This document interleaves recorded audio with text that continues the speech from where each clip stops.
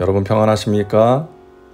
오늘도 말씀과 함께 주님의 은혜 가운데 거하시기 바랍니다. 오늘 말씀은 에베소서 2장입니다. 오늘의 묵상 포인트는 하나님의 풍성한 은혜입니다.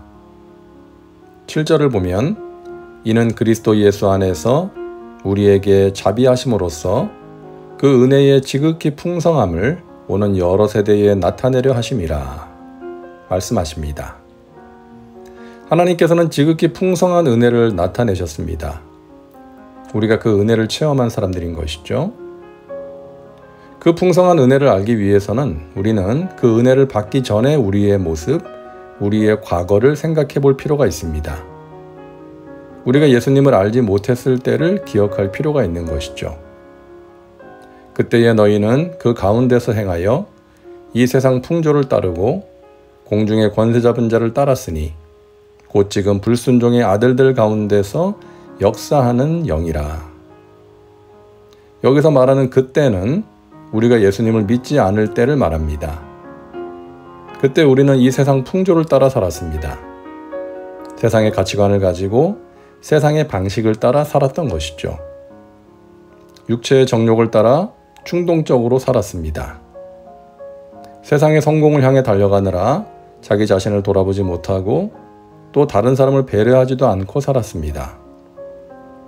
조금만 높은 자리에 오르거나 부자가 되면 교만한 태도를 취하기도 했습니다. 하지만 그 결과는 허무할 뿐이었죠. 예수님을 알지 못한 채 세상 풍조를 따르는 것은 공중 권세 잡은 자를 따르는 것입니다. 마귀는 사람들의 정신이나 영혼에 영향을 주고 있습니다. 그래서 사람들로 하여금 자신의 귀한 인생을 헛된 일에 허비하게 만듭니다.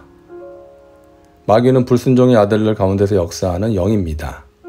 거짓말로 사람들을 속이고 하나님의 말씀에 불순종하게 만들고 교회를 박해하고 진리를 대적하고 있는 것입니다.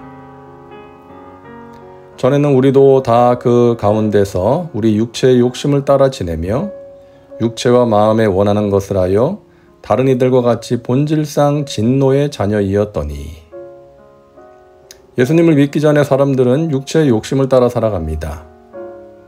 믿지 않는 사람들과 다를 바가 없이 어떻게든 육체의 욕망을 채우려고 합니다. 무슨 수를 써서라도 성공하기 위해 발버둥을 치고 다른 사람을 끌어내리고 내가 높아지고자 하는 것입니다. 가장 중요한 가치는 돈과 성공이고 이를 위해서 양심을 파는 행동도 서슴지 않습니다. 이것이 육체의 욕심을 따라 살아가는 사람, 육체와 마음이 원하는 것을 하는 본질상 진노의 자녀들의 모습인 것입니다. 하나님의 진노를 사서 심판에 이르게 되는 사람들인 것이죠. 그렇게 허물과 죄로 죽었던 우리를 살리셨습니다. 긍휼이 풍성하신 하나님이 우리를 사랑하신 그 큰 사랑을 인하여 허물로 죽은 우리를 그리스도와 함께 살리셨고 너희는 은혜로 구원을 받은 것이라. 죄 가운데 빠져 살던 우리를 본질상 진노의 자녀로 하나님의 심판에 이를 수밖에 없었던 우리를 하나님이 사랑하셔서 살리셨습니다. 하나님의 사랑을 받을 만한 자격이 없었던 우리를 그 큰 사랑, 무조건적인 사랑, 아가페의 사랑으로 구원하신 것입니다. 또 함께 일으키사 그리스도 예수 안에서 함께 하늘에 앉히시니. 자, 같은 표현이 반복되고 있죠. 5절에 그리스도와 함께 살리셨고 그리고 6절에서 함께 일으키사 함께 하늘에 앉히시니. 그리스도와 함께 살리셨고 그리스도와 함께 일으키셨고 그리스도와 함께 하늘에 앉히셨다. 이 표현을 사용해서 하나님께서 그리스도를 통하여 우리에게 행하신 귀한 일들을 설명하고 있는 것입니다. 살리셨다, 일으키셨다, 앉히셨다. 이 세 가지는 예수님의 구속 사역에서 일어난 사건들이죠. 부활과 승천, 그리고 보좌에 앉으신 것을 표현하는 것입니다.